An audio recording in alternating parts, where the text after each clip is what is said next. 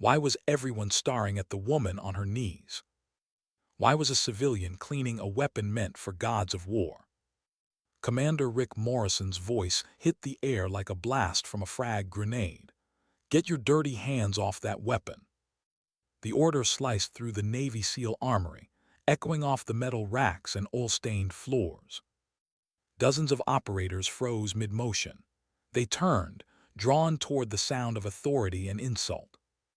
At the center of the storm was a woman, small, calm, deliberate, her gloved hands moving over the cold steel of a Barrett .50 caliber rifle.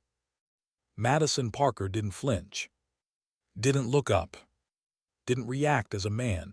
Nearly twice her size loomed over her. She just kept cleaning.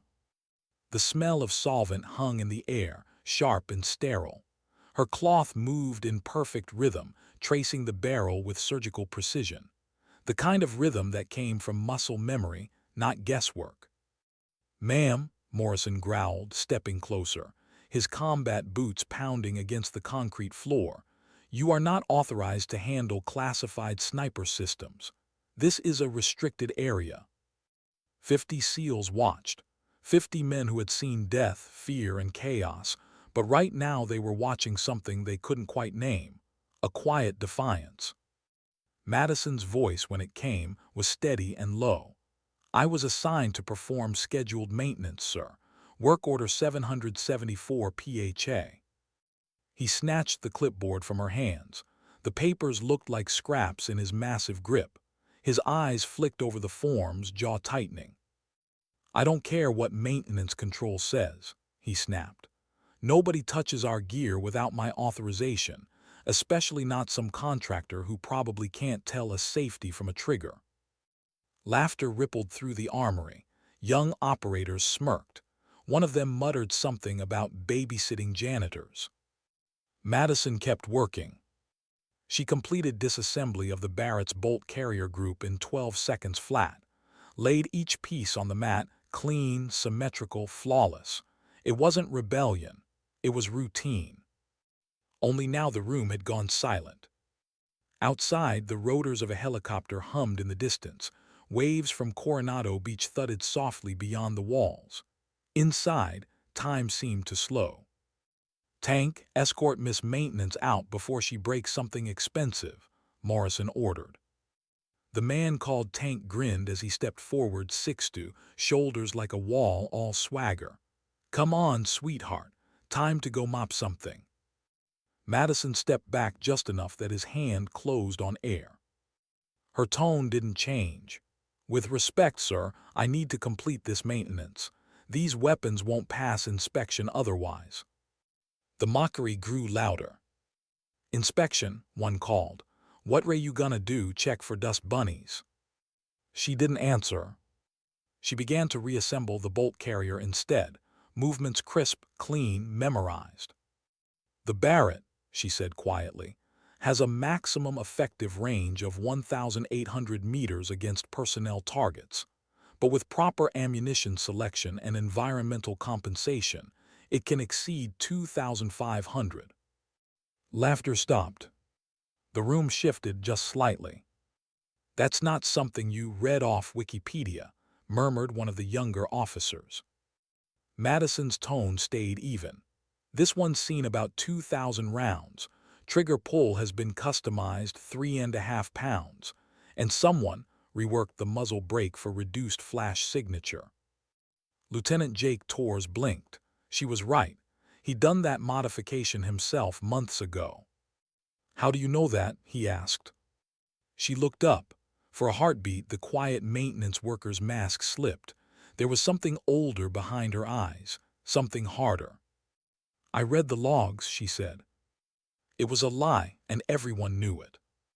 Morrison moved between them, cutting off the question that was coming. "Enough, Tank, get her out." "Belay that," another voice said. The sound carried weight, the kind that made everyone straighten instinctively. Master Chief Pat Kelly stepped forward, arms crossed, eyes sharp. 22 years in the teams. A man who'd seen every type of soldier there was.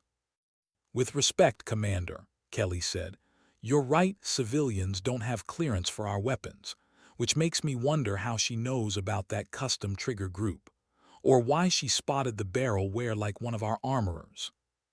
He nodded toward Madison's hands, encased in sleek carbon fiber wrist braces. Those aren't for medical supply, he said quietly. Madison flexed her fingers. Adaptive stabilizers, she replied, for fine motor control. Kelly studied her. That's astronaut-grade tech. Morrison folded his arms. You think she's special? Let's test it, see what she knows. Kelly turned, retrieving an M4 carbine from a locker.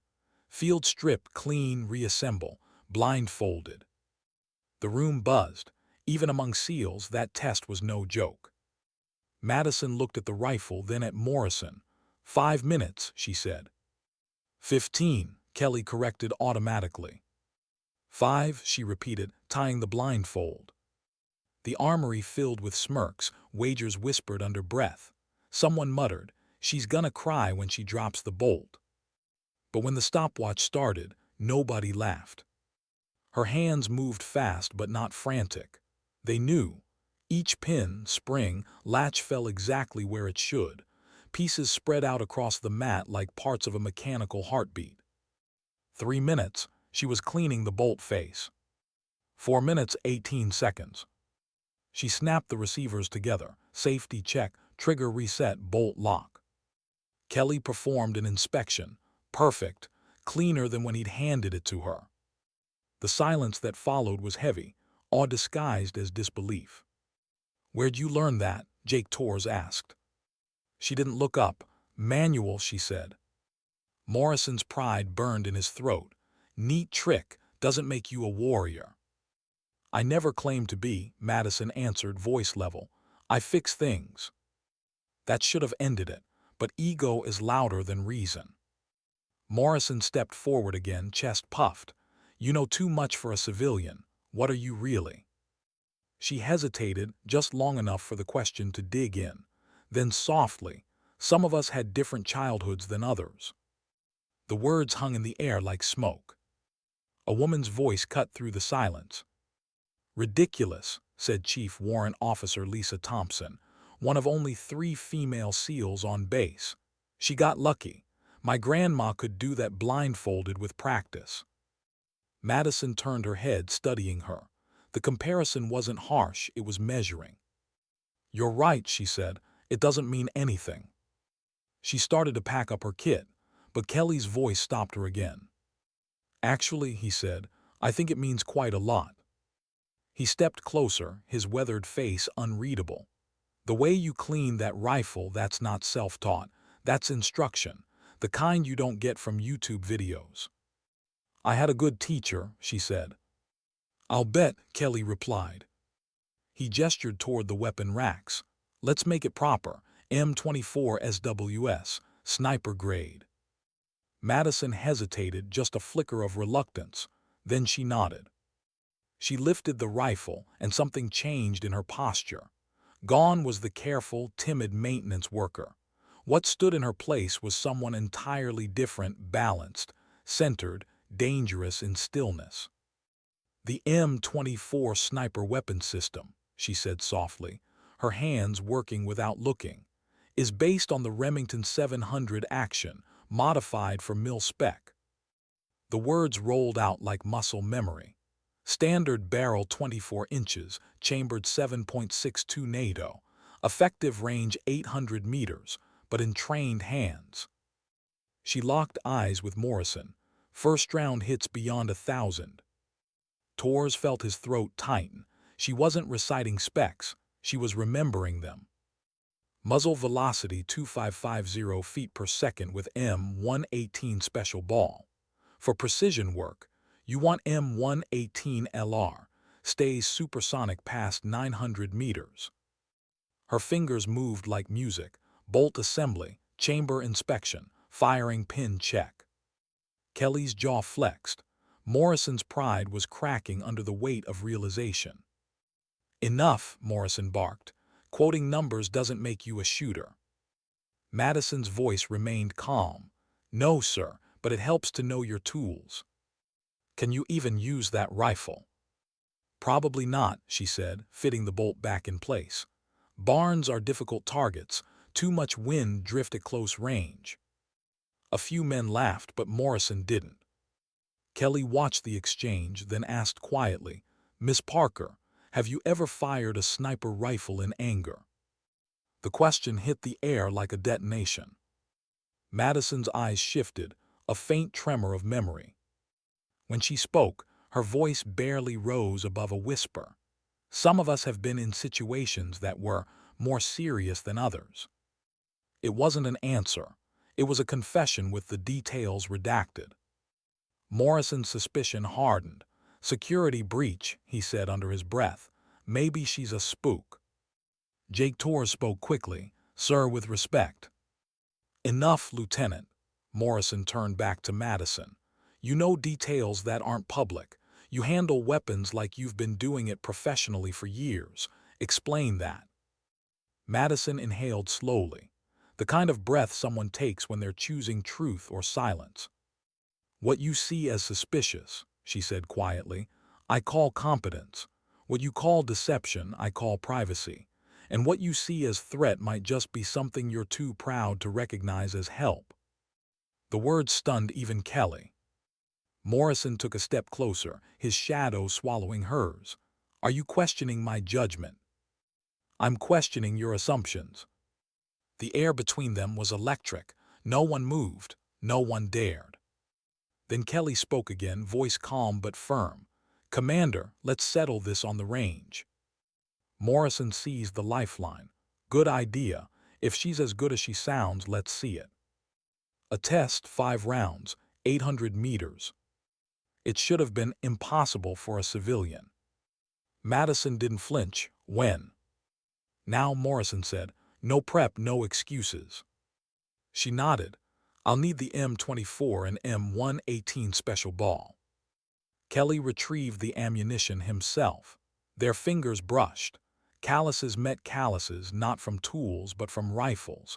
Years of recoil written into her skin. Outside, the Pacific wind carried salt and promise. The firing range stretched into the distance, targets glowing faint in the morning haze. Madison walked slightly apart from the others, her movements economical, scanning exits and angles like instinct. 50 operators followed, whispering now, respect blending with unease. At the line, Kelly called it formally, "Shooter ready." Madison settled prone, the rifle stock hugging her shoulder. She looked through the scope. The world shrank to a circle of glass. The wind breathed from the southwest, 3 miles an hour, nothing she couldn't read. Her heart slowed, her breath stilled. The trigger broke like glass. Hit 9.2. The monitor blinked the number, and the crowd murmured. Second shot faster. Hit 9.7. By the third, even Morrison leaned forward. 10 dead center. Kelly's lips parted. He'd seen Tier 1 shooters miss at that distance. Fourth shot, another 10. Her breathing didn't change. Her hands didn't tremble. Then she did something no one expected. She lifted her head from the scope, adjusted slightly, and aimed using iron sights. "Is she?" Torres whispered. "She's showing off," Kelly said. The fifth shot cracked through the morning air. The target registered 10. Perfect at 800 meters, using iron sights. No one spoke. The sea itself seemed to hold its breath. Madison safed the rifle, stood, and asked evenly, "Is the test concluded, sir?" Kelly approached, inspecting the target data. His voice carried something close to reverence. "I've seen Olympic shooters, SEAL snipers, Marine legends. What you just did, that's not civilian. That's professional." She continued cleaning the rifle as if none of it mattered. "I had good instruction," she said. "From who?" Her hands paused just once, then resumed. "That's not something I can discuss." Morrison swallowed hard. The suspicion in his eyes was no longer anger, it was fear. "Are you military? Intelligence? Who the hell are you?" Madison met his gaze. "I'm exactly what my records say. a maintenance contractor. Contractors don't shoot like that. Don't they? She asked softly. Where do you think people with these skills go when they're done using them? The question hit them harder than the shots. Kelly stared at her, realization dawning. You're retired. She didn't confirm, she didn't have to. She began packing her tools. Morrison's voice came quieter now. Retired from what? Her reply was almost lost to the ocean breeze. From something that doesn't exist on paper. Then she turned toward the base buildings, sunlight catching in her hair, leaving behind 50 elite soldiers who suddenly realized they just witnessed something they couldn't explain or forget. And somewhere deep inside the silence that followed, one thought lingered in every mind. Who cleans a rifle like that? Unless she's done it before every kill. The armory stayed silent long after she left. Only the faint clatter of shell casings remained, 5 spent rounds glinting under the fluorescent lights like tiny fragments of truth no one wanted to touch. Commander Morrison stood still, hands on his hips, jaw tight. 50 operators who'd mocked her minutes ago now avoided his eyes.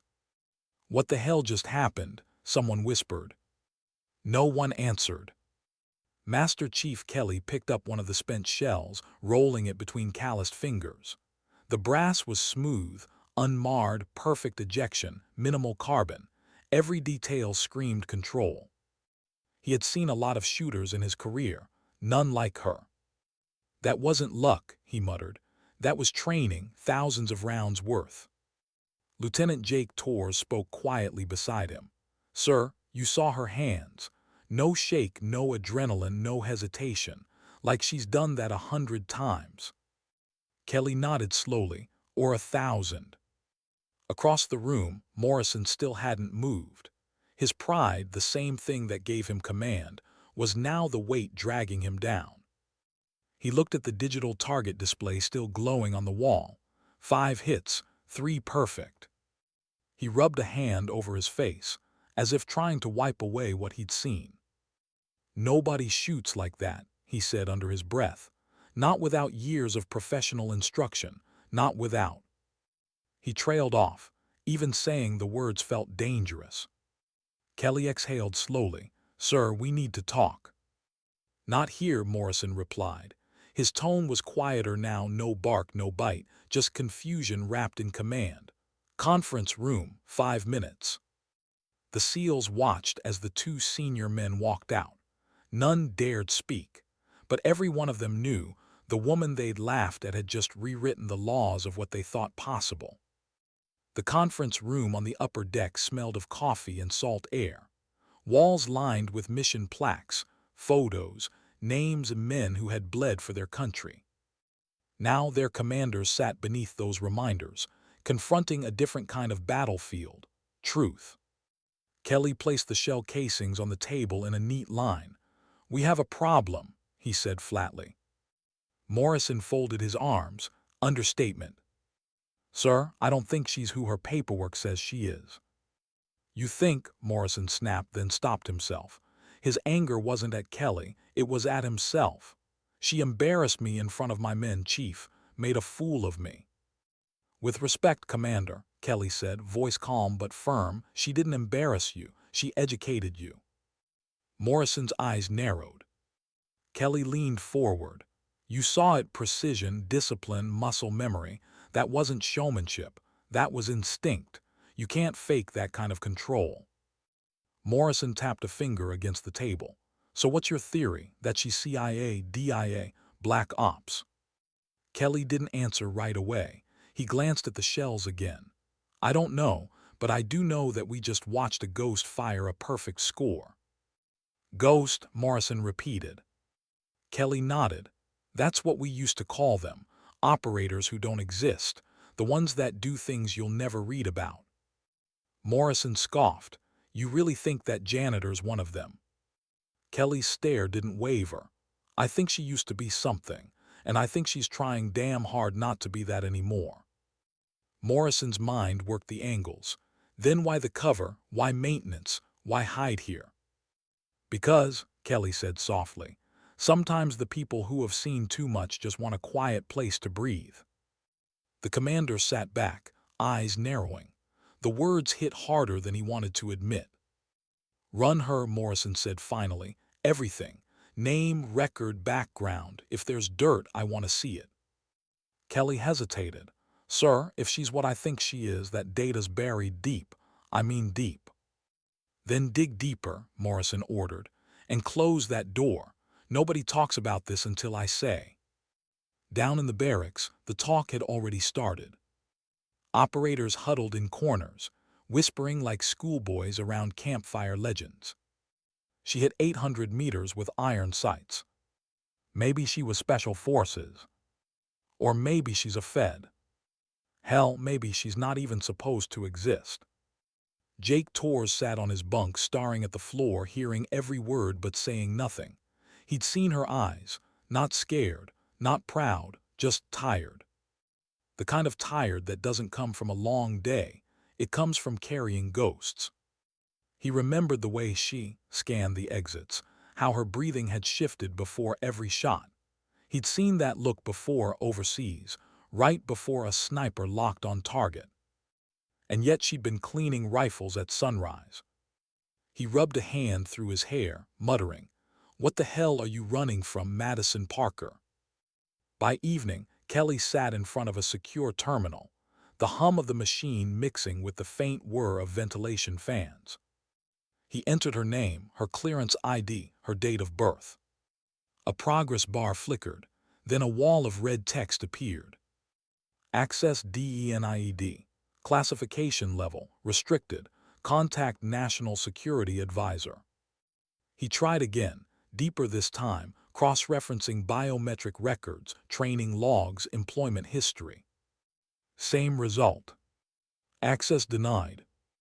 Records sealed by executive order. Kelly leaned back in his chair. His pulse ticked higher.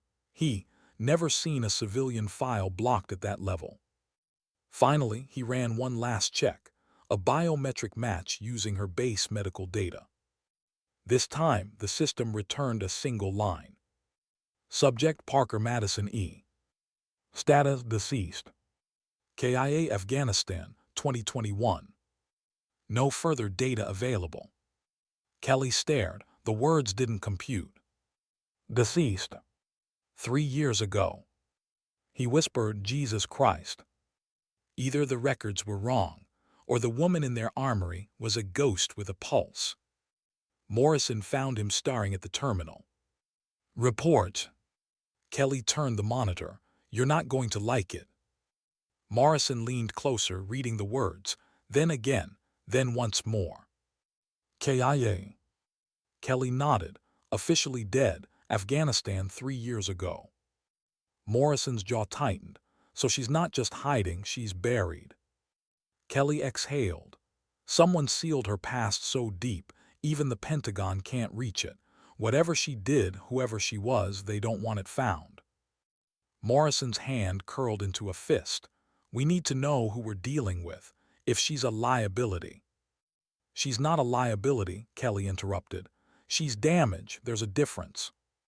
Morrison looked up sharply. "What kind of damage?" "The kind that survives things no one else does," Kelly said quietly. "The kind that makes the rest of us look soft." The next morning, Madison didn't show up for duty. Her locker was untouched, her ID still active, her tools neatly arranged, as if she'd walked out and left time itself behind. Torres found her maintenance station empty. The cleaning mat still bore faint imprints of rifle parts in perfect order, frozen precision. He didn't know why, but the sight unnerved him more than any firefight he'd ever been in. He walked to the window overlooking the range. The targets still stood, one bearing 5 perfect holes clustered at center mass. He shivered. "Who the hell are you, Madison?"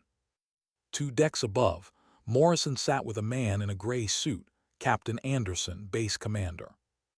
Anderson had eyes like cold glass and a voice that didn't ask permission. "You opened a door you shouldn't have, Commander," he said calmly. Morrison frowned. "Sir, with all due respect." With all due respect, Anderson cut him off. You interrogated a classified operative under protective status. Do you know how many levels of clearance you've just tripped? The commander's voice dropped. So she is one of yours. Anderson didn't answer. Instead, he tapped a file on the desk. This is what you weren't meant to see. He opened it. A photograph stared back. Madison, younger, darker hair, a rifle in her hands. The caption read, PARKER, Madison Special Activities Division, CIA. Codename Angel of Death. Confirmed kills, 47. Longest recorded sniper shot, 3,347 meters. The room went still. Morrison sank into his chair, the weight of his arrogance pressing like a stone on his chest. She's that Madison Parker. Anderson nodded slowly. You remember Operation Nightfall. Every operator did. A mission gone wrong in Afghanistan. An entire team wiped out save for one. She was the survivor, Anderson said softly, the only one. Morrison swallowed hard. And she's been what? Cleaning rifles. Anderson's tone hardened. She asked for it. After nightfall, she wanted out. She refused debriefing, refused reassignment. The agency cut her loose with a new identity. Maintenance detail, low exposure, routine life. Kelly's voice was low. She was trying to disappear. Anderson nodded, until you dragged her into the light. Silence filled the room. Morrison pressed his palms together. We didn't know. That's exactly why her file was sealed, Anderson said. She's not supposed to exist, not on paper, not in memory. Kelly's voice dropped. So what now? Anderson hesitated, then said, now we pray she doesn't decide she's tired of hiding. Outside, the Pacific shimmered with gold light. On the horizon, a small figure stood near the seawall, hair whipping in the breeze. Madison, staring out at nothing. The ocean had always been her sanctuary, the one place wide enough to hold her guilt. She thought 8 months would be enough to fade, to let her ghosts quiet down. But ghosts don't fade when they live inside you, they wait. She could still see the desert in her mind, still smell the burnt sand, the acrid smoke. 6 teammates, brothers and sisters, gone in seconds. The radio silence afterward had been worse than the gunfire. She closed her eyes. The memory came uninvited. They're inside the compound. Madison, do you copy? Negative, I. Then nothing but static. She'd carried that silence ever since. The wind shifted, bringing with it faint echoes of laughter from the base. SEALs returning from PT, alive, unaware of how easily that can change. Madison clenched her jaw. She had promised herself she'd never hold another rifle for anything but maintenance. But fate, she knew, doesn't care about promises. Somewhere inside the command building, phones were ringing, files were opening. Her past, the one she'd buried, was stirring. And she felt it deep in her bones. They weren't done with her yet. That night, Kelly couldn't sleep. He replayed the way she'd spoken to Morrison, calm, deliberate, precise. The way a professional talks when words themselves are tactical. He opened a file on his tablet, a personal log he rarely touched anymore. He wrote, Subject, Madison Parker. Classification, unknown. Behavior, controlled. Trauma response patterns consistent with combat veterans. Observation, she's not hiding from danger, she's hiding from herself. He stopped typing, then added one final line.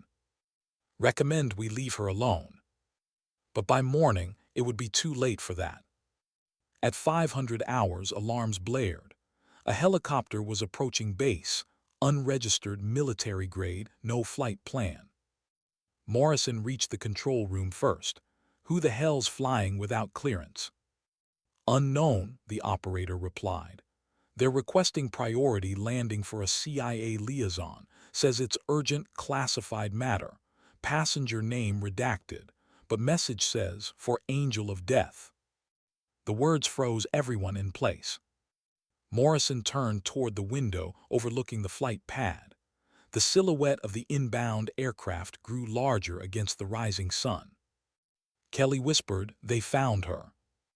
Morrison's jaw tightened, or they came to reclaim her. On the seawall, Madison watched the helicopter descend, blades scattering salt mist into the dawn. Her reflection wavered in the water below, two versions of herself overlapping, the cleaner and the killer. Her voice was almost a whisper, lost to the wind. "I told you I was done." But even as she said it, she reached up, adjusting the carbon fiber brace around her wrist, not to protect herself, but to steady her hands. Because some habits never die. And some ghosts don't stay buried. The helicopter's shadow cut across the waves like a blade. Its rotors thundered over Coronado Base, scattering gulls and sending ripples through the morning calm. By the time it touched down on the landing pad, every SEAL within earshot was watching. No insignia, no unit markings, just matte black steel and silence. Madison stood on the seawall, her ponytail snapping in the wind, eyes fixed on the aircraft. She didn't move, didn't wave, didn't hide. She simply watched it land the way a soldier watches an incoming storm she's already weathered before. Commander Morrison arrived seconds later, breath sharp from the sprint. "Miss Parker," he called over the wind, "step away from the landing zone." She didn't turn. He approached cautiously, the weight of the previous day still hanging over him. The accusations, the humiliation, the revelation, all of it now felt like sand slipping through his fingers. "Madison," he said again, softer this time. She finally looked at him, eyes unreadable, like glass over deep water. "You shouldn't be here." Morrison frowned. "You work on my base. I think that qualifies me to stand here when an unregistered helicopter drops out of the sky asking for you by code name." The name tasted foreign in his mouth, Angel of Death. It felt wrong saying it to a woman who'd been wiping dust from rifle barrels 12 hours ago. Madison's gaze drifted to the horizon. "They found me faster than I thought."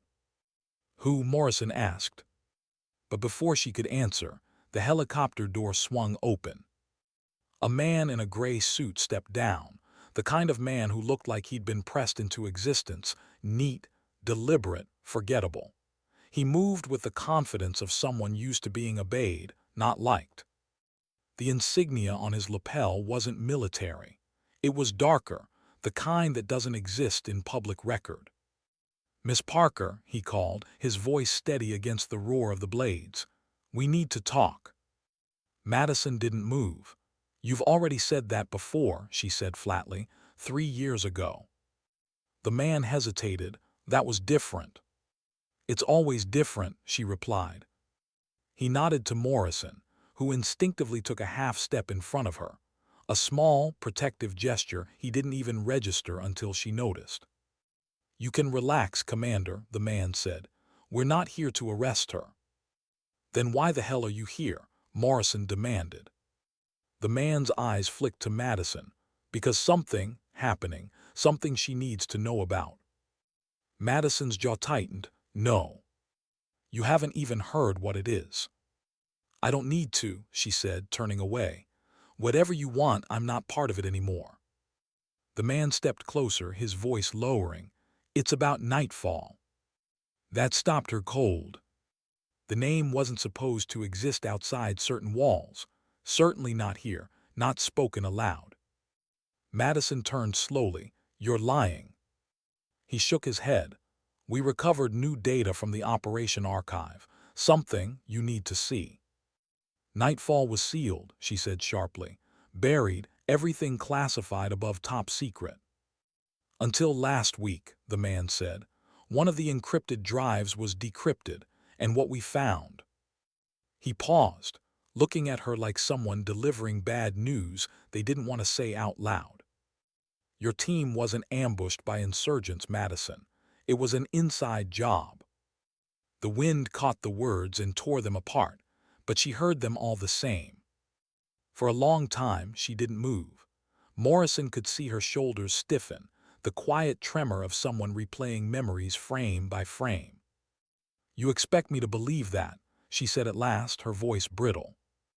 "I expect you to know it," the man said, "because deep down you've suspected it since the day it happened."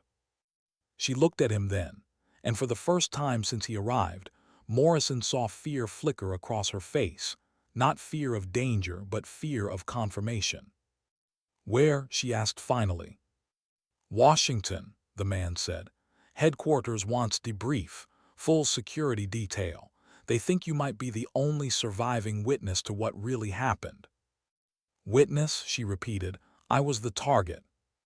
Her voice cracked on the word. The man's expression didn't change.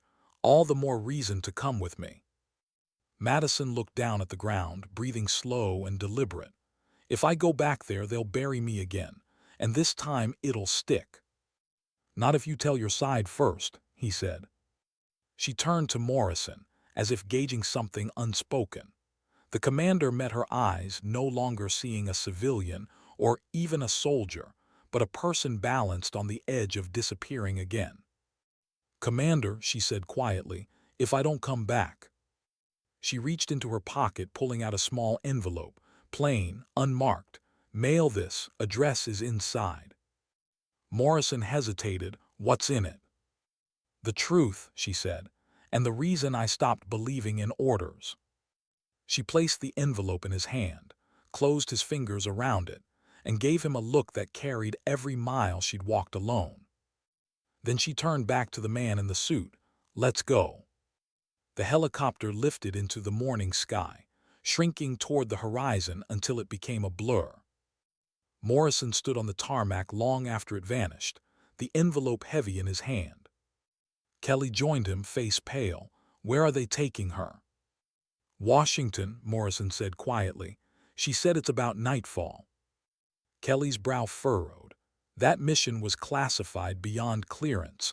Only a handful of people even know the name. "Yeah," Morrison muttered. "And now one of them's on a helicopter with a dead woman." At 38,000 feet, the world below was all cloud and silence. Madison sat across from the man, her wrists resting lightly on her knees. The hum of the engines filled the space between them. "You look older," he said finally. She didn't answer. He tried again. "You've read the reports, right? What they said about nightfall?" Her jaw tightened. "They said we were ambushed by local insurgents, faulty intel, friendly fire from coalition air support. I've memorized every lie they printed." The man nodded. "And you accepted it?" "I had to," she said. "You made sure of that." "That wasn't my decision," he said quietly. "It came from higher." Higher always means no one's responsible. He didn't respond. After a long pause, he slid a small black folder across the seat. "This was decrypted last week, top layer only. The rest is still sealed." She opened it. Inside were photographs, aerial stills, comm logs, operational briefings, stamped eyes only. And one image she hadn't seen in 3 years. The satellite feed of her team's position minutes before the explosion. Her throat tightened. 6 signatures, one blinking out after another. Then a final note. "Drone strike confirmed. Coordinates verified by embedded asset." Her eyes froze on the words embedded asset.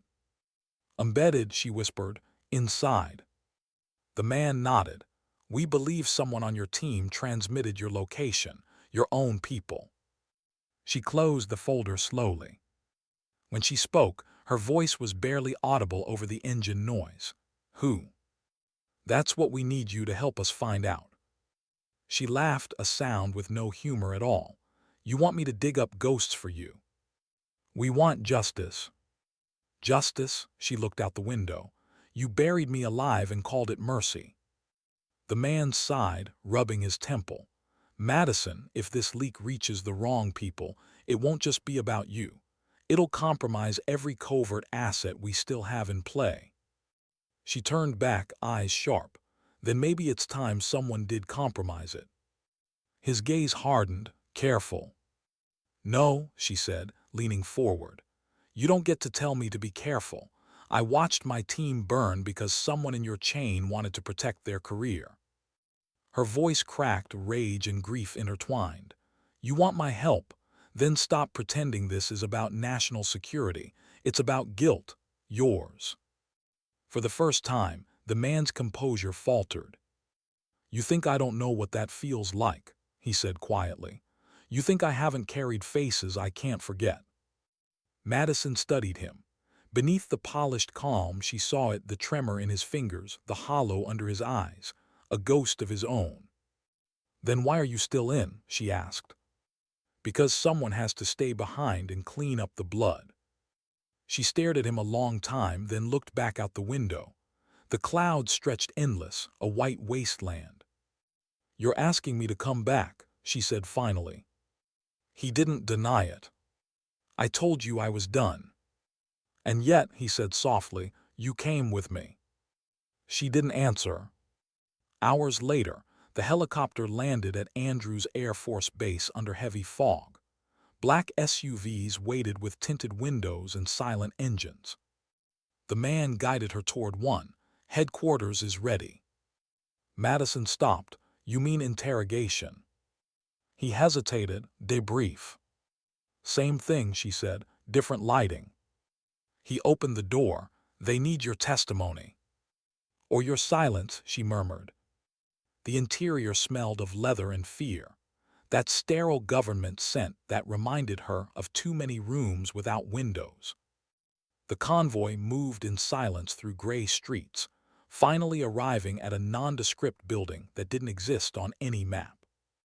Inside, the hallways were white, sterile, quiet. A single room waited at the end, one chair, one table, one camera. Madison sat down. A new voice entered, older, rougher, familiar. Madison Parker, or do you still prefer Angel? Her head snapped up. The speaker stepped into view, Director Jonas Keaton, the man who'd once been her commanding officer in the field. She hadn't seen him since nightfall. I thought you were in Langley, she said coldly. I was, he said, until this landed on my desk.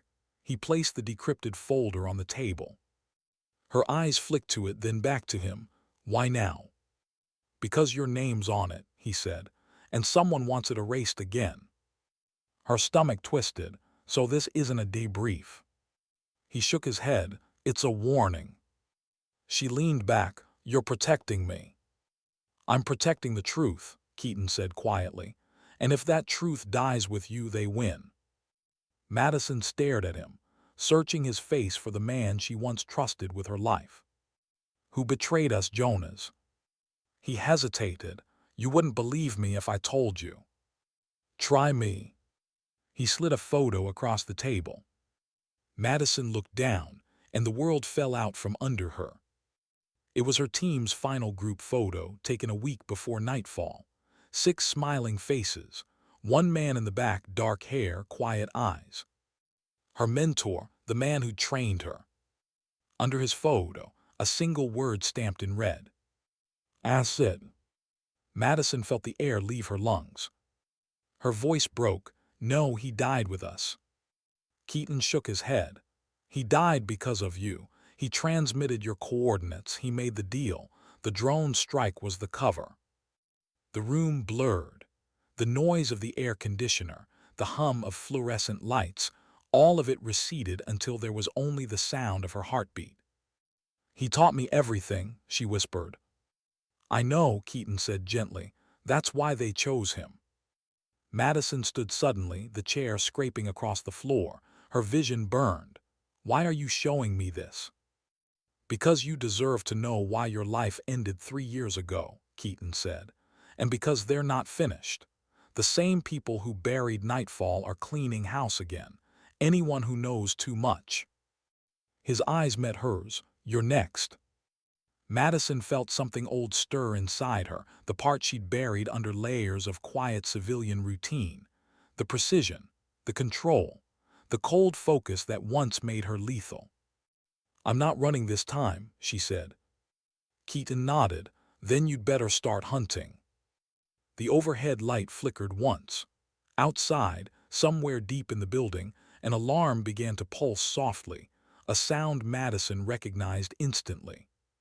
Security breach. Keaton's voice dropped. They're already here. Madison turned toward the door, pulse steady. Then let's see if the angel of death remembers how to fly. The alarm blared once, then again. A low, rhythmic pulse that made the floor vibrate beneath her boots. Red lights spun across the ceiling, painting the walls in blood-colored flashes. Madison's pulse didn't race, it steadied. The part of her that panicked had died years ago, somewhere in a desert compound surrounded by fire. Keaton drew his sidearm. We have to move now. Madison's eyes swept the room, scanning exits, angles, blind corners. Who's coming? Keaton's jaw clenched. Internal security may be worse. Once that alarm hit, half the alphabet agencies probably got the ping. Then we don't have time for maybes, she said.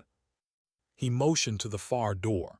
Maintenance corridor, leads to the sub-basement hangar. If we can get there before lockdown, we might have a chance. Madison picked up the black folder, sliding it into her jacket. Not without this. Keaton hesitated, then nodded. All right, Angel, lead the way. She gave him a sharp look. Don't call me that. They moved. The hallway outside was chaos. Agents shouting, doors slamming, radios crackling with conflicting orders. Sector 7 compromised. Contain all personnel. Authorization override denied. Madison slipped into the flow like water around stone. Every step deliberate, every turn calculated. For years, she'd hidden behind routine, cleaning rifles, sweeping floors, pretending she didn't still see through the lens of a scope in her sleep. Now all that pretending fell away. The operator was back. Keaton followed close, keeping low. You still remember the layouts? She nodded once. Same architecture, same flaws. They passed a row of windows overlooking the operations floor, a sea of agents scrambling like ants under red light. Madison paused. Her reflection in the glass stared back, calm eyes, set jaw, a ghost reborn. Keaton caught her glance. Something wrong. She shook her head, just remembering what it costs to survive. Then the elevator at the end of the corridor opened. Two black-suited tactical agents stepping out, rifles ready. Madison grabbed Keaton's sleeve and pulled him into a side alcove. Stay down, she whispered. The agents advanced, scanning with flashlights. Madison crouched behind a structural pillar, breathing shallow. Her mind mapped timing, angles, range, the same mental ballet she'd sworn never to dance again. Keaton whispered, they'll sweep this sector in 30 seconds. She glanced around, saw a service grate above, half loosened. She motioned up. Keaton frowned. You can't fit through. Watch me. She scaled the wall using a maintenance rail, pulling herself into the narrow duct just as the agents rounded the corner. Keaton followed, grunting with effort. She reached down, gripped his forearm, and yanked him up with surprising strength. The metal groaned but held. Below, the agents' voices echoed. Sector clear. Negative. Motion detected above weight. A burst of gunfire tore through the duct, sparks exploding near her face. Move, Madison hissed. They crawled through the tight passage, bullets ricocheting behind them. Dust rained down. The smell of gun oil and adrenaline filled the air. Keaton's voice was strained. This leads to the hangar. Yes, but we'll have to drop 2 levels to get there. You make it sound easy. I used to clean these vents, she muttered. I know their weaknesses better than they do.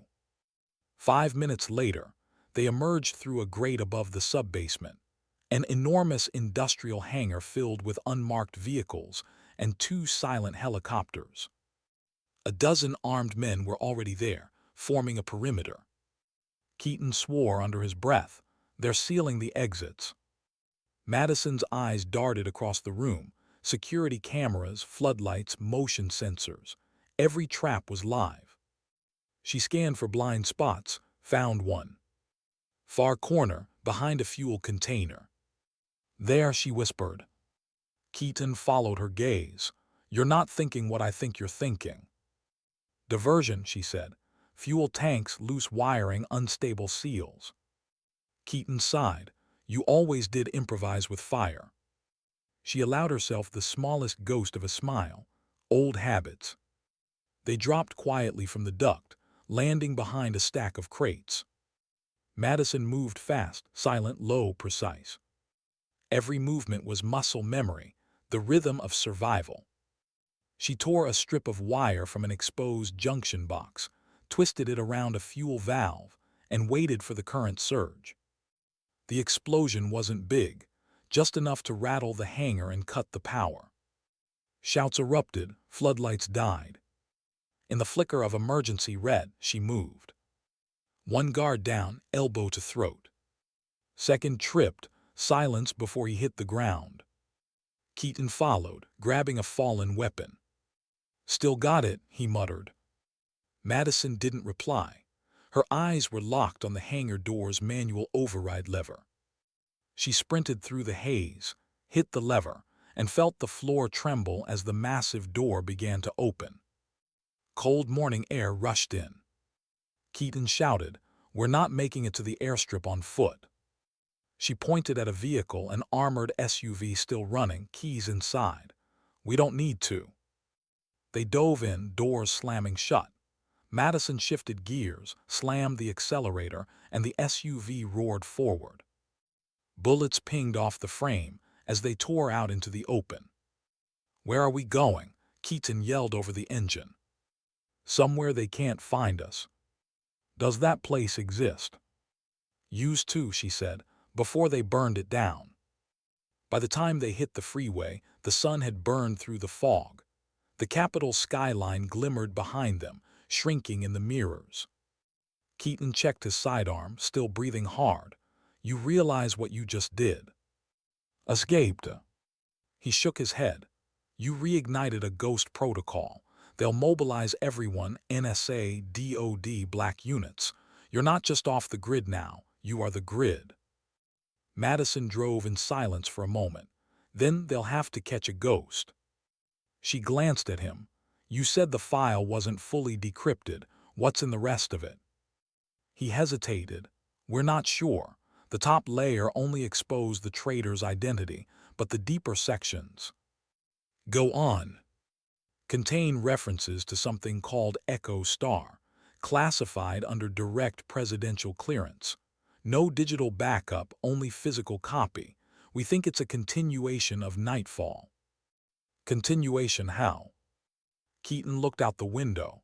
"Same funding, same command chain, but with one difference: it's domestic." Madison's grip tightened on the wheel. "You mean they're running ops on U.S. soil?" He nodded. "And whoever leaked Nightfall's files is threatening to expose it all." Madison's voice dropped to a whisper. "So they're cleaning house." "Exactly. Anyone who knows too much dies of convenient causes." She stared at the road ahead, mind racing. "Then we find the leak, before they find us." Keaton frowned. "That's suicide." "Maybe," she said, "but it's better than waiting to die." Night fell over the Blue Ridge Mountains by the time they stopped. An abandoned ranger station, boarded up, miles from the nearest road. Madison killed the engine and stepped out into the silence. Crickets, wind, no hum of power lines, no eyes. "This used to be our fallback point," she said softly, "when missions went bad." Keaton looked around. "You kept it standing." "I keep a lot of things standing," she said, "even when they shouldn't be." They moved inside, clearing the space, dusty maps, cracked glass, a radio unit dead for years. Madison lit a lantern and set the black folder on the table. For the first time since the escape, she looked tired, the kind of tired that sinks into bone. Keaton sat opposite her. "You're thinking of him, aren't you?" She didn't have to ask who he meant. "He saved my life once," she said, pulled me out of a sniper's nest under fire. I thought he was the one person I could trust." Keaton's voice was quiet. "You can't predict betrayal, Madison." Her gaze sharpened. "No, but you can feel it coming. The silence before it happens, the stillness before the trigger." He said nothing. She looked down at her hands, steady again, unnervingly steady. "You said Echo Star is still active." "Yes, hidden under humanitarian budgets and R&D shells. But it's there. A covert data mining project using military-grade surveillance and civilian casualties as test subjects." Madison's stomach turned. "They're weaponizing civilian data." Keaton nodded, and Nightfall was just the prototype. She exhaled slowly, trying to keep her anger in check. "So we expose it." "That's easier said than done. The files are sealed offline, a hard vault at Langley, physical access only." She met his eyes. "Then that's where we go." He shook his head. "You can't just walk into the CIA archive." "I won't," she said. "I'll sneak in." Keaton stared at her. "You're serious?" "I'm alive because I stopped waiting for permission." Silence stretched between them, broken only by the soft creak of the old building. Finally, Keaton spoke. "If we do this, if we break into Langley, there's no coming back." Madison leaned forward, voice calm. "I already didn't come back." Later that night, she stood outside looking at the stars. Every constellation looked the same as it had that night in Afghanistan, cold, indifferent, eternal.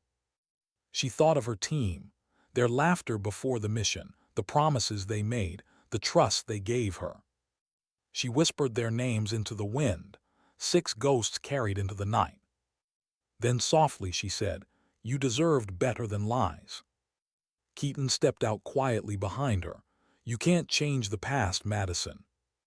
"I'm not trying to," she said. "I'm just making sure it doesn't repeat." He studied her face, the calm determination, the quiet pain. "You really believe you can take on the machine that built you?" She smiled faintly. "No, but I can make it bleed." Inside, the lantern flickered over the folder. A single classified photo lay on top, a symbol drawn in black ink, an 8-pointed star with a slash through it. Echo Star. Below it, a line of text. "Reactivation protocol scheduled, 72 hours." Madison stared at it, her expression unreadable. "They're launching it again," Keaton said. "A domestic op right here." She closed the file, eyes narrowing. "Then we've got 72 hours to end it." Outside, thunder rolled over the mountains, a low growl echoing across the horizon. Madison holstered her sidearm, her voice barely above a whisper. "Time to bring the angel back." The rain began before dawn. A soft, relentless drizzle that turned the mountain roads into rivers of gray. Madison Parker stood beside the SUV, shoulders soaked, staring down at the map spread across the hood. Raindrops bled the ink, turning the lines into ghosts. "We can still walk away," Keaton said quietly behind her. She didn't answer right away. The cold mist wrapped around them, and for a moment she seemed somewhere else entirely. Afghanistan, the compound, the smell of cordite and burning sand. Finally she spoke. "You ever notice how silence always comes before orders?" Keaton frowned. "What do you mean?" "The night before nightfall," she said, "no one spoke. Not the pilots, not the intel officers, not even my team. We all felt something coming, like the world was about to tilt." She folded the map carefully, tucking it into her jacket. "I'm not ignoring that feeling anymore." He studied her face, the same calm intensity that had carried her through war, now redirected toward the place that created it. "Then we go," he said.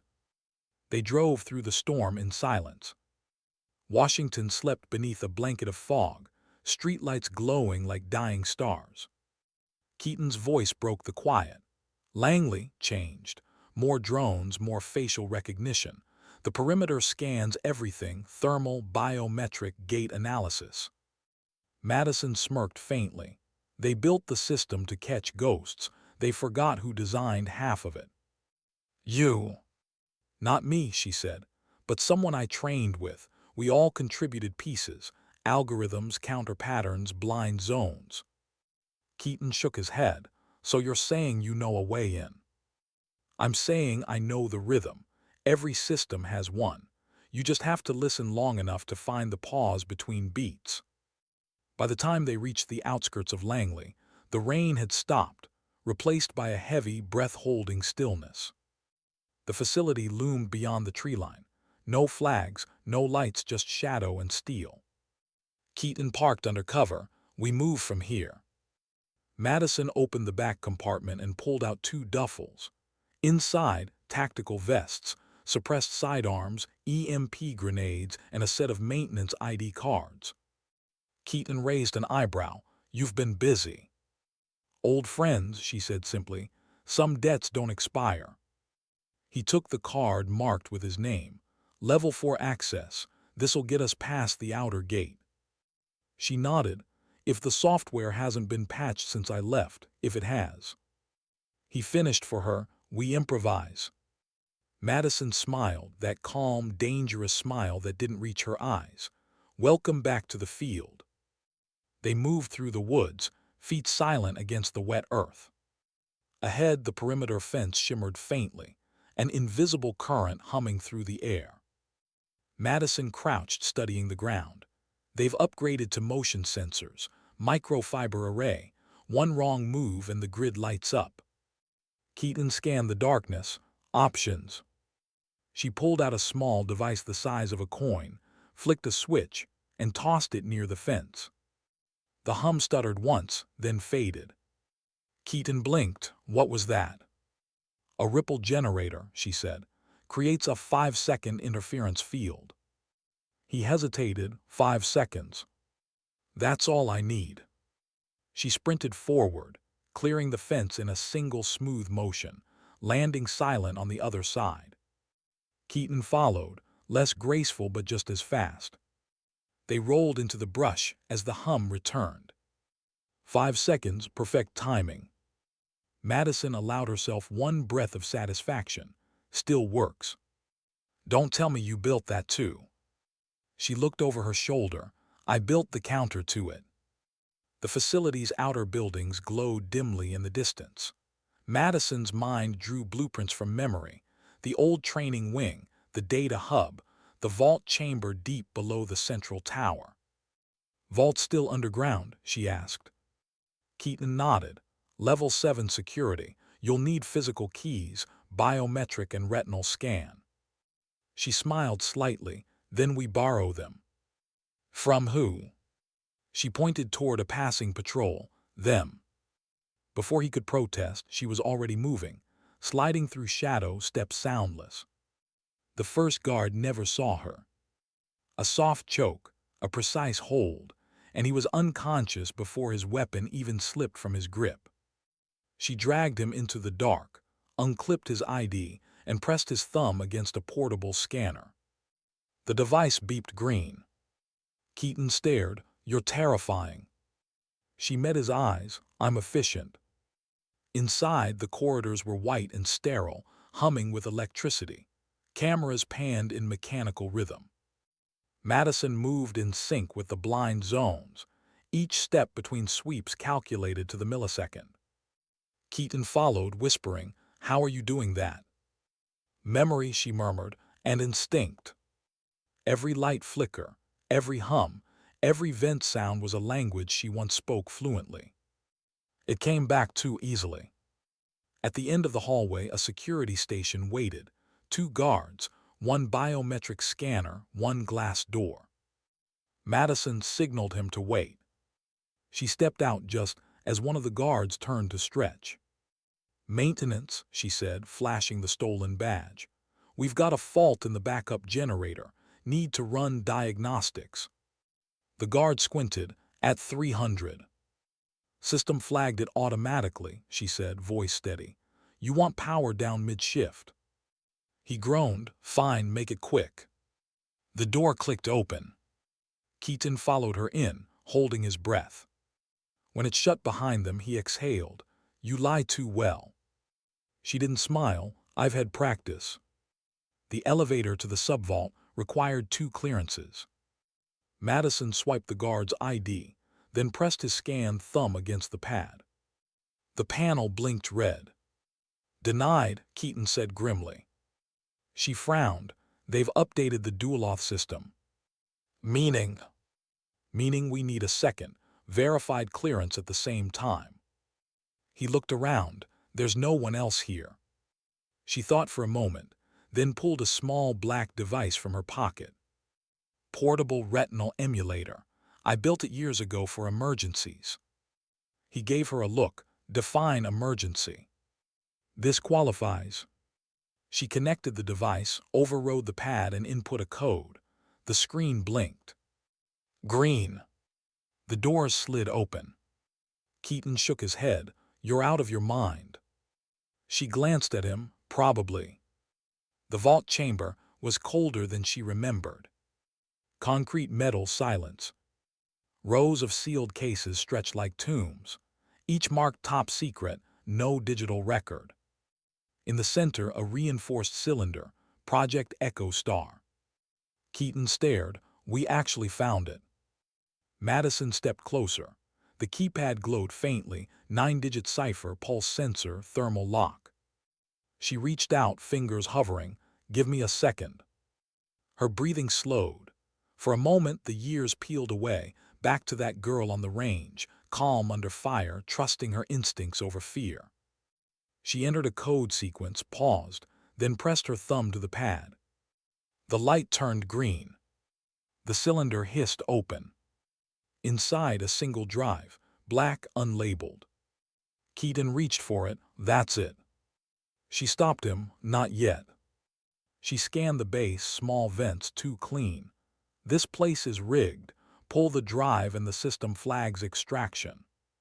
"So what do we do?" She smiled faintly. "We lie to it." She pulled a second drive from her pocket, identical casing, blank memory. Swapped it fast, seamless. The vault light stayed green.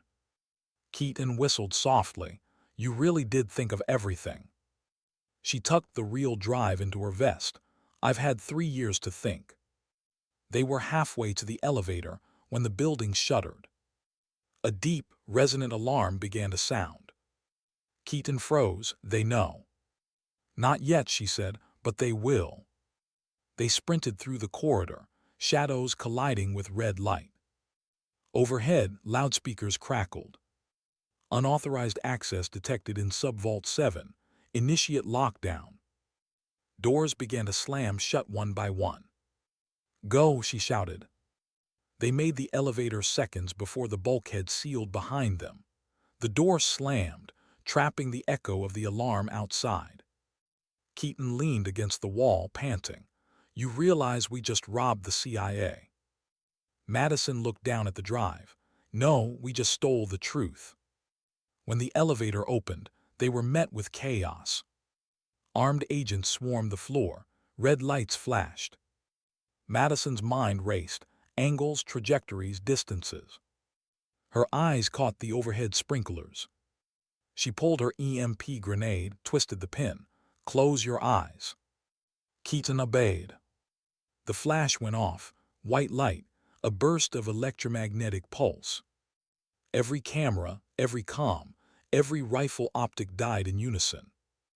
Darkness. Then gunfire. Madison moved like a whisper, 2 shots precise and silent. Keaton grabbed another weapon, covering her flank. In 30 seconds, it was over. The hallway fell quiet again, filled only with the soft hiss of dying electronics. Madison looked at him. "We've got 2 minutes before they reboot systems." They ran. Outside, the storm had returned. Rain hammered the tarmac as they reached the perimeter. Floodlights flickered back to life, sweeping across the compound. "Now what?" Keaton shouted.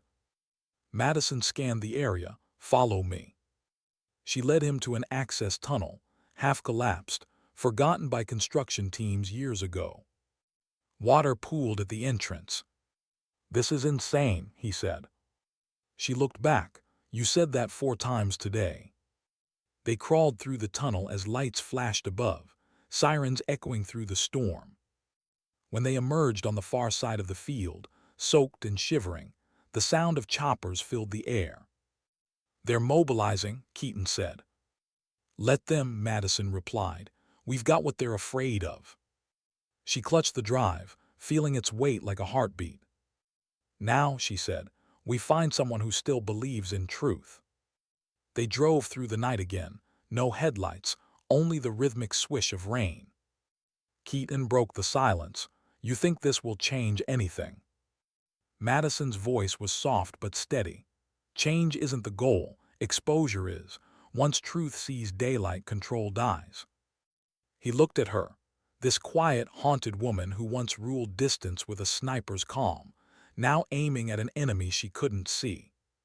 "What happens after?" he asked. She thought for a long moment. "After," she smiled faintly, "after I disappear again."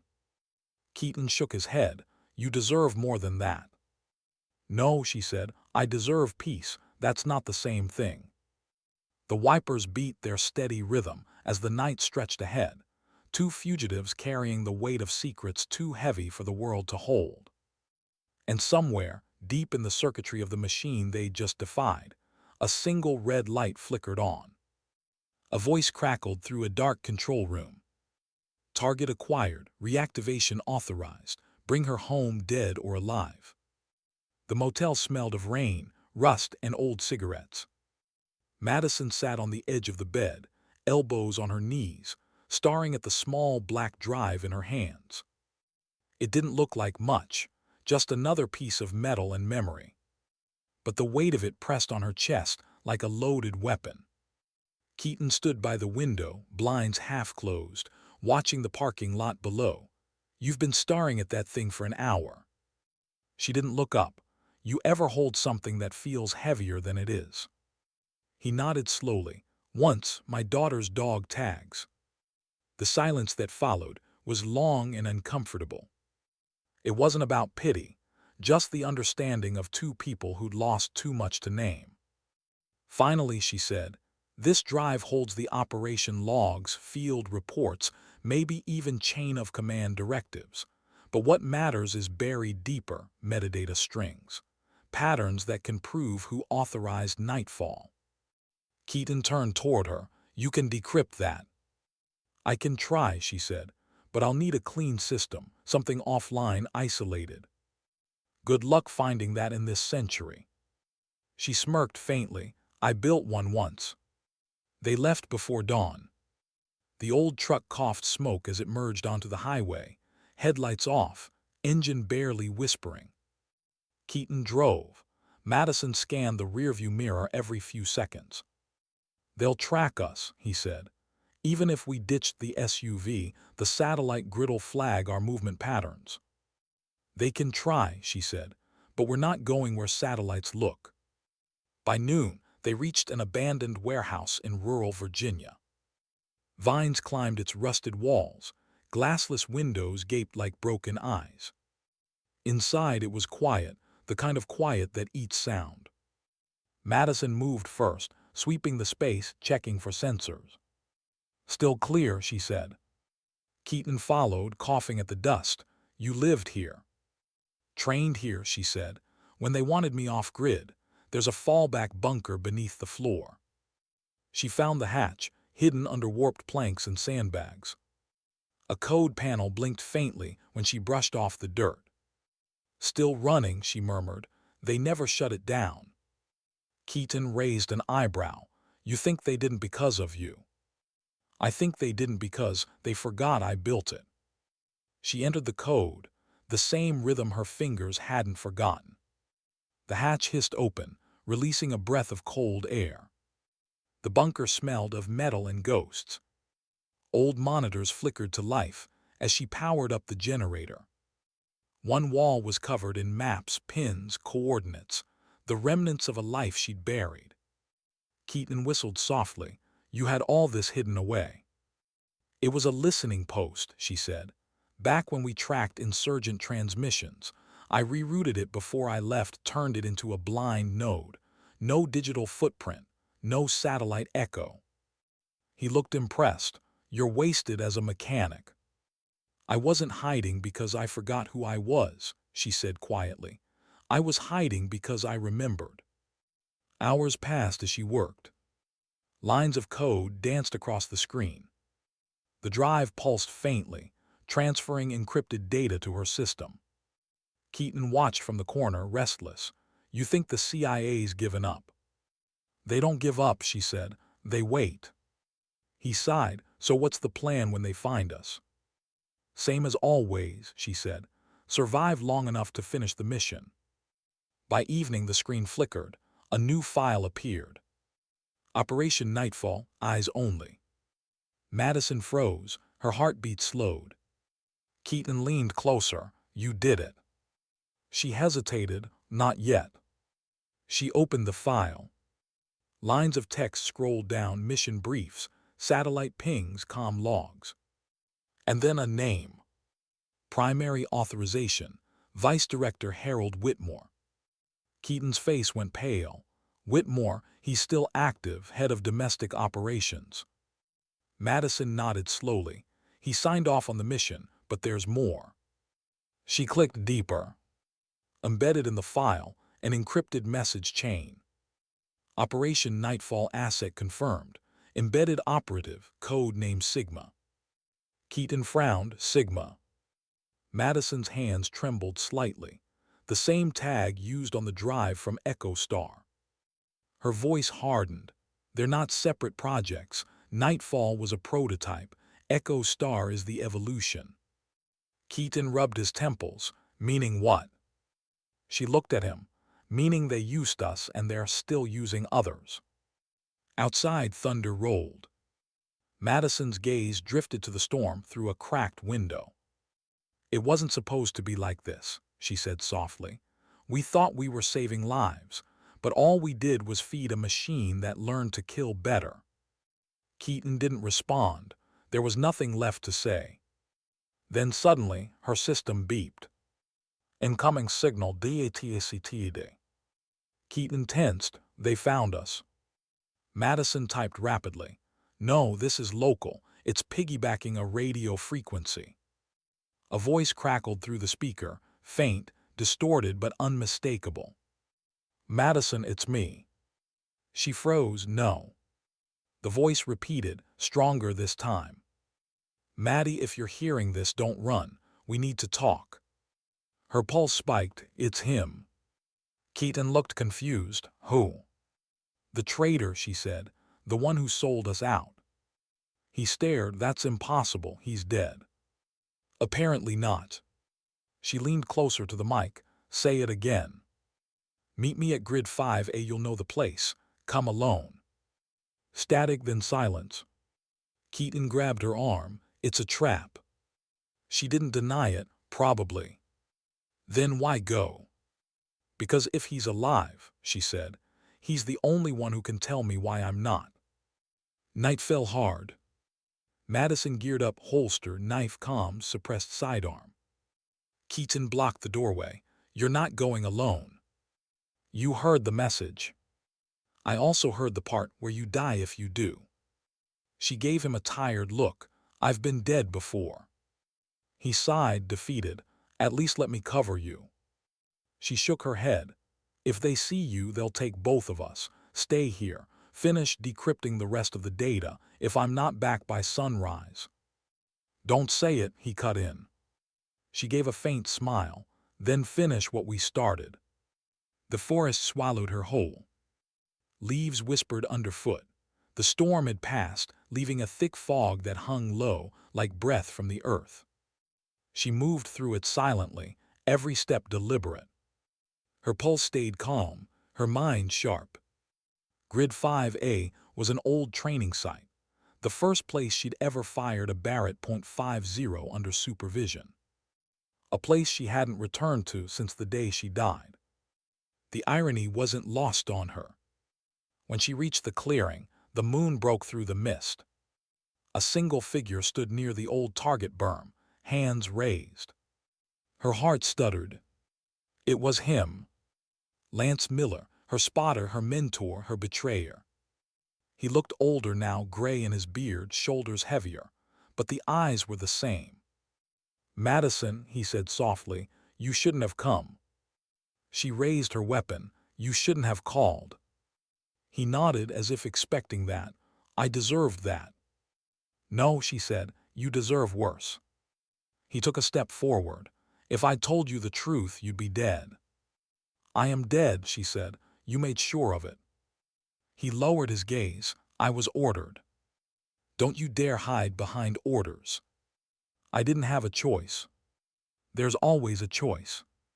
He exhaled. "You think I wanted it this way. You think I haven't heard your voice every night since." Her grip on the gun tightened. "Then why?" He hesitated. "Because they were going to kill you. Nightfall wasn't supposed to be a strike op, it was a purge. You were the target, Madison." Her eyes narrowed. "Why me?" "Because you found out about Sigma," he said. "You uncovered that the agency was running domestic contracts under Nightfall's budget. They needed to erase you before you exposed it." She stared at him, words failing her.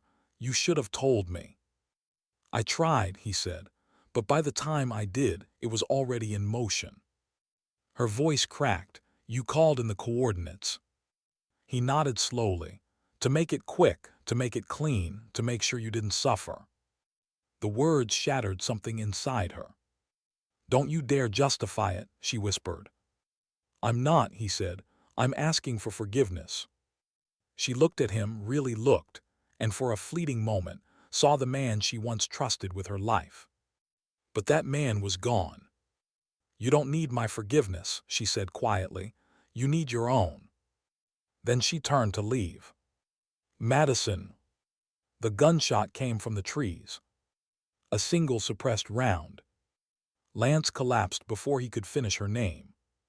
Madison dove for cover, eyes scanning the dark. Another shot. Bark exploded near her head. Her instincts took over, calm, precise. She returned fire once, twice. Silence. Then the sound of footsteps retreating through the brush. She waited, breathing slow, until the forest fell still again. Then she crawled to Lance's body. Blood spread across the wet ground, dark and final. In his hand, clenched tight, was a small data chip. She pried it loose. Written on it, Sigma Final Transmission. She whispered, "You died trying to tell the truth." She looked up at the sky, stars blurred by mist. Guess we're both slow learners. She pocketed the chip, stood, and vanished into the fog. By sunrise, she was back at the bunker. Keaton met her at the hatch, eyes wide. "What happened?" She handed him the chip. "Change of plan." He looked down at it. "What is this?" "The missing piece." He studied her face, streaked with dirt and grief, but calm, always calm. "What happened to him?" he asked quietly. She didn't answer, she just said, "He made his choice. Now it's our turn." Outside, the wind picked up, scattering ash and leaves across the mountain. Madison stood in the doorway, staring east toward the dawn. The past had come for her again, and this time she didn't run. The truth was finally within reach, and she was ready to bleed for it. The storm had passed, but the world still felt heavy. Dawn bled pale, light through the cracks in the bunker ceiling. Dust floated like ghosts in the thin shafts of sun. Madison hadn't slept. She sat at the console, hair pulled back, shadows under her eyes. The data chip from Lance lay on the table between them, small, silent, dangerous. Keaton poured 2 cups of black coffee from a dented thermos. "You've been staring at that thing for hours." She didn't answer. He set a cup in front of her. "You think he was telling the truth?" Madison's gaze stayed on the chip. "He didn't have to die to lie." Keaton sipped his coffee. "You know this changes everything." "Everything's already changed," she said. She inserted the chip into the port. The screen blinked to life. Lines of code filled the monitor, scrolling fast, encrypted, fragmented. Keaton frowned. "Can you crack it?" Madison's fingers danced across the keyboard. Maybe, but this encryption isn't military. What is it? Something worse, she said softly. Corporate. He blinked. Corporations. She nodded. Private contractors, data syndicates. They built Echo Star to operate outside of oversight. No accountability, no trace. Meaning? Meaning they don't just own information, she said. They own people. The code cracked open like a wound. Video files, audio logs, documents labeled in sterile gray text. Echo Star, Domestic Implementation Protocol. Keaton leaned in. Jesus. Madison clicked the first file. A voice filled the speakers, cold, deliberate, American. Phase 1 complete. Civilian biometric databases integrated into the test grid. Phase 2 begins next quarter. Psychological profiling through social tracking. Predictive response analytics authorized by Vice Director Whitmore. Keaton's face drained of color. They're using domestic civilians as test subjects. Madison nodded grimly. Behavioral mapping, emotional control. They learned how to predict anger, grief, fear, all to manipulate reactions before they happen. He exhaled. Weaponized psychology. No, she said, weaponized humanity. She played another clip. This one showed grainy footage, drone surveillance over a small town. Target markers locked onto individuals walking home, children playing, people unaware. A timestamp in the corner read domestic training simulation, 7, control group confirmed. Madison turned off the screen. The silence that followed was suffocating. Keaton finally spoke. They turned the same system we built to track insurgents against our own people. Madison's jaw tightened, and they called it national security. He looked at her. How far does it go? She hesitated. Farther than we can reach. Hours passed as they sifted through the files. Every line of data added another layer to the horror. Funding channels disguised as humanitarian aid, medical research tied to surveillance tech, politicians approving budgets they didn't understand. Madison's voice was calm, almost detached. They used war as the prototype. The field tests, the emotional conditioning, even the failure of Nightfall, all of it was groundwork. Keaton rubbed his eyes, and we were the proof of concept. She didn't reply.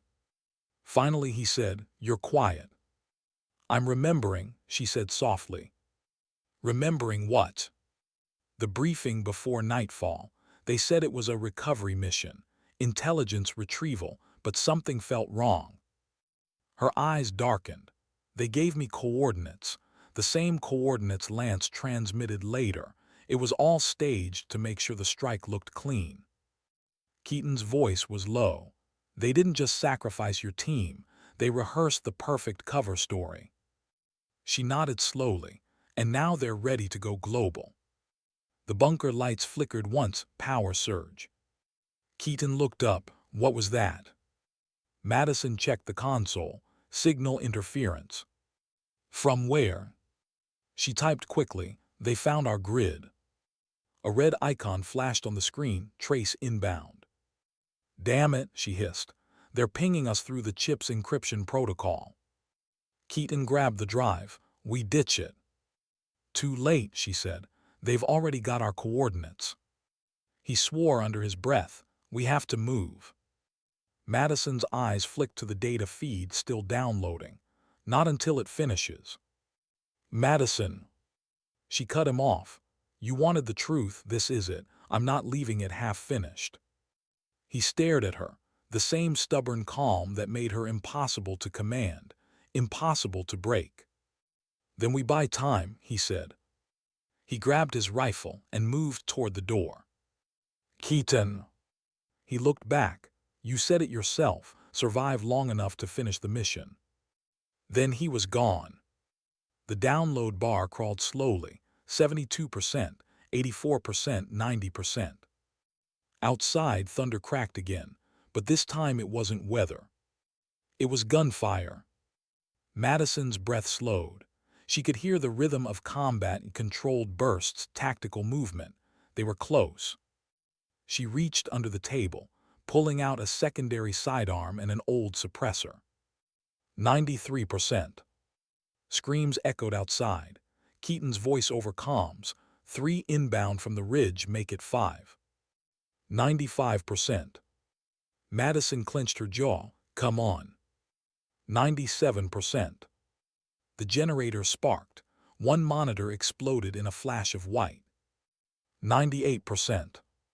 A burst of static filled the comms. Maddie, they're flanking. You need to move. 99%. She pulled the drive free just as the door blew inward. The explosion threw her across the room. Metal, smoke, silence. She coughed, ears ringing, vision blurring. 3 figures entered through the smoke, black tactical suits, unmarked weapons, no insignia. They moved with precision, not soldiers, not police, private. One of them barked, visual confirmed, target alive. Madison stayed still, playing dead. The leader moved closer, rifle aimed at her head. Package secured, command, confirm kill order. A pause, a crackle of static. Then the voice in his earpiece said, "Negative, bring her in, they want her alive." That was their mistake. She moved like lightning, grabbed the barrel, twisted, fired upward. 2 shots, 2 bodies down. The third raised his weapon, but Keaton burst through the smoke, tackling him. Gunfire erupted. Then silence again. Madison stood, chest heaving, blood smeared across her temple. Keaton leaned against the wall, bleeding from the shoulder. "You good?" She nodded, slipping the drive into her jacket.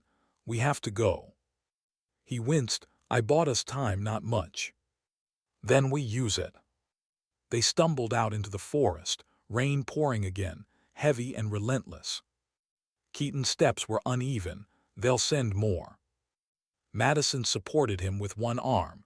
"Then we keep moving." He gritted his teeth. "You still think this ends with truth? You think the world wants to see what we found?" She looked at him, eyes steady. "Want it or not, they need it." He laughed bitterly. "You sound like a preacher." "I sound like someone tired of funerals." They reached the ridge before dawn. Below, the world stretched, endless dark forest and the faint glow of cities waking in the distance. Keaton collapsed against a tree. "We can't keep running." Madison knelt beside him, pulling a bandage from her kit. "You're not dying on me." He smirked weakly. "That's what they all say." She tightened the bandage around his shoulder. "You did good, Keaton." He met her eyes. "You ever wonder if it's worth it, all this? Truth, justice, redemption, whatever you call it."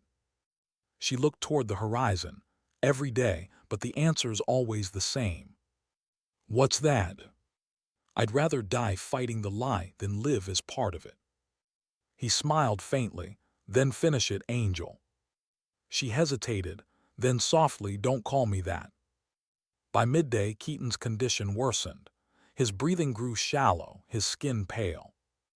Madison carried him as far as she could, before setting him down beside a stream.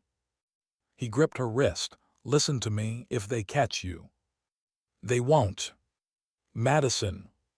"I said they won't." He coughed, blood staining his lips. "Then promise me one thing." She swallowed hard. "What?" "Don't become them." Her throat tightened. "I won't." He nodded once, closing his eyes. "Good, because someone has to stay human in this mess." Then his hand went still. Madison sat there for a long time, rain mingling with the tears she didn't realize had fallen. When she finally stood, her face was stone. She took the drive from her pocket and held it to the sky. "You said survive long enough to finish the mission," she whispered. "I intend to." That night, she made her way to the city. The world looked different now, colder, sharper. Every camera, every drone eye felt alive, watching. She knew the system was hunting her, tracking every pattern. But she also knew something they didn't. She built it. and that meant she knew how to break it. In a small apartment overlooking the Potomac, a journalist named Rachel Vance sat at her desk, staring at her encrypted inbox. A new message had arrived. No sender, no traceable IP. Subject line, "You want the truth, start here." Attached, a single drive. Her fingers hovered over the keyboard. What the hell is this? Then she opened the first file. Her eyes widened. She leaned back, whispering, "Oh my God." Far across the city, in a dark operations room, red alerts flashed across multiple monitors. A voice barked, "We've got an upload breach. Echo Star data's leaking across the grid." Another voice responded, cold and calm, "Find the source, terminate it." And somewhere on a rooftop, Madison Parker watched the city lights flicker. Her body ached, her hands were shaking, but her eyes were calm. Below, the world kept turning, unaware that its secrets had just been torn open. She took a deep breath, the kind that carries both grief and peace. Keaton's words echoed in her mind. "Don't become them." She whispered, "I won't." Then she vanished into the night, a ghost no system could track, a name no file could hold. The angel of death had returned. But this time she didn't kill. She exposed. And somewhere in the hum of distant servers, the world began to wake. Morning came without sunlight. The sky over D.C. was a heavy gray, the kind that muted sound and swallowed color. News vans lined the streets outside the Capitol, their antennas stabbing at the clouds like silver spines. The world was waking up to chaos. On every channel, anchors spoke in strained voices. Leaked documents allegedly tied to a covert intelligence program known as Echo Star. Massive data breach exposes unauthorized domestic surveillance and experimental psychological profiling. Officials refused to comment on whether these operations were sanctioned by the CIA. It had begun. Madison watched it all unfold from a small diner on the edge of Arlington, hood up, hands wrapped around a cup of coffee she wasn't drinking. The TV above the counter flickered between networks, each one trying to catch up with a truth too large to contain.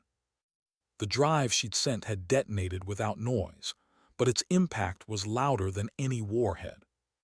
Keaton's voice echoed in her memory, "You think this will change anything?" She looked down at her reflection in the coffee. "Maybe not," she whispered, "but at least now they'll see what we've been living in." The waitress came by. "You okay, hun?" Madison nodded, "Just thinking." The woman smiled faintly, "Ain't we all?" Across the city, the machine was already moving. Director Harold Whitmore stood in a secure conference room deep beneath Langley. The air was thick with tension, generals, agency heads, shadow operatives, all waiting for his word. On the screen behind him, red alerts blinked across global networks.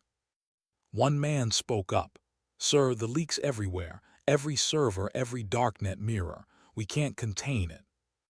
Whitmore's jaw clenched, "Then destroy it." "Sir, it's in the public domain now, even if we scrub the main servers." "Destroy her," Whitmore snapped. The room fell silent. He turned toward the tactical coordinator. "I want a full recovery team on her last known coordinates. If she's breathing by sunset, you're all done." "Yes, sir." Whitmore stared at the flashing data. The calm facade he'd worn for decades had cracked. He had built the machine, and now it was eating him alive. By afternoon, the hunt was on. Black SUVs tore through back roads. Drones buzzed in silent formation over rooftops. Digital eyes swept the city for one face, a ghost that had already erased herself from every file. Madison had moved 3 times already. Every safe house, every route felt temporary, like holding her breath underwater. She knew they'd come for her, she just didn't know when. As she crossed the Key Bridge, the cold wind cut through her jacket. The Potomac below was steel gray, reflecting the world's unrest. She stopped halfway, looking out over the water. Her reflection stared back, calm, tired, resolute. For a moment she almost smiled. "This is where it ends," she murmured. That evening, she returned to the warehouse, the same one where she and Keaton had decrypted the truth. The place felt emptier now. His absence filled it like air. She set her pistol on the table, next to the chipped coffee mug he'd used, and exhaled. Outside, thunder rolled again. Not a storm, helicopters. She closed her eyes. You took your time. The lights flickered, the power grid hummed. Then a voice behind her. You never were easy to find. Madison turned. Harold Whitmore stood in the doorway, flanked by two silent operatives. He looked older than his photos, thinner, grayer, but still wearing that politician's calm. "Director," she said evenly, "or do you still have that title?" His smile was cold. "Temporary inconvenience. Once the damage control is done, the machine will correct itself." "Machine," she said quietly, "that's what you call people now." "They are data," he replied. "Numbers, trends. You can't protect a nation without understanding its pulse." "You didn't understand it," she said. "You replaced it." Whitmore stepped closer. "You leaked classified intelligence, compromised national security, and murdered federal agents. You think history will remember you as a hero." Madison's eyes didn't move. "No, I think it'll remember me as a consequence." Whitmore laughed softly. "You really believe exposing the truth will fix anything? The system doesn't collapse, it adapts." "Maybe," she said, "but you won't adapt with it." He raised his hand. "Take her." The operatives moved fast, efficient. Madison was faster. She dropped the first before his rifle cleared its sling. The second swung wide, knife flashing. She twisted his wrist, disarmed him, and used the same blade to end the fight in a single motion. Silence again. Whitmore stared, face pale. "You can't win this." "I already did," she said softly. "You just haven't realized it yet." He backed away. "You think truth wins wars. You think people care." "No," she said, "but they'll start asking questions, and that's how empires fall, not with bullets but with doubt." Whitmore's mask cracked then, just for a heartbeat. Fear flickered behind his eyes. He reached for the pistol at his hip. Madison didn't move. She just looked at him, calm, resolute. "Don't." His hand trembled. "Do you know why I stopped being a soldier?" she asked quietly. He said nothing. "Because one day I realized I was fighting ghosts, enemies we invented to justify control. You turned war into habit and called it protection." She took a step forward. "That's your legacy." Whitmore's voice broke. "You don't understand what I've protected you from." Madison shook her head. "You didn't protect us. You just made sure we couldn't see the cage." He hesitated, then fired. The shot echoed through the empty warehouse.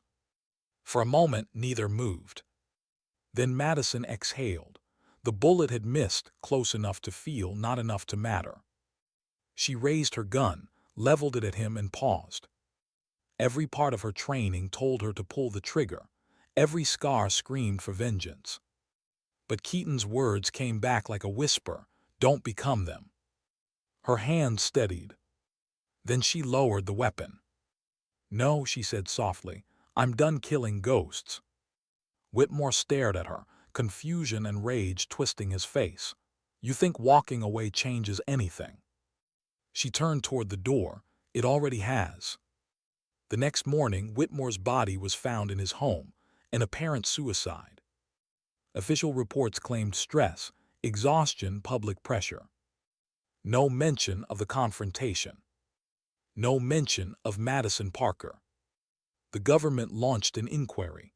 Half the files vanished overnight. But the world had seen enough to start digging on its own. Journalists uncovered funding trails, false contracts, off-book operations.